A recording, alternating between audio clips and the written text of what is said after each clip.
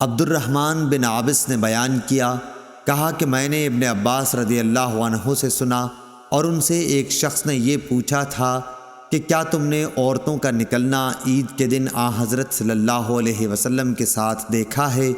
انہوں نے کہا کہ ہاں دیکھا ہے، اگر میں آپ کا رشتہ دار عزیز نہ ہوتا تو کبھی نہ دیکھتا، یعنی میری کمسنی اور قرابت کی وجہ سے حضرت مجھ کو اپنے ساتھ رکھتے تھے۔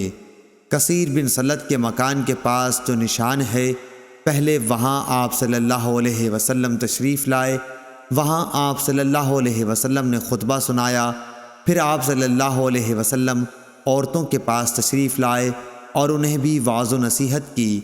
آپ صلی اللہ علیہ وسلم نے ان سے خیرات کرنے کے لیے کہا، چنانچہ عورتوں نے اپنے چھلے اور انگوٹھیاں اتار اتار کر بلال رضی اللہ عنہ کے کپڑے میں ڈالنی شروع کر دیے۔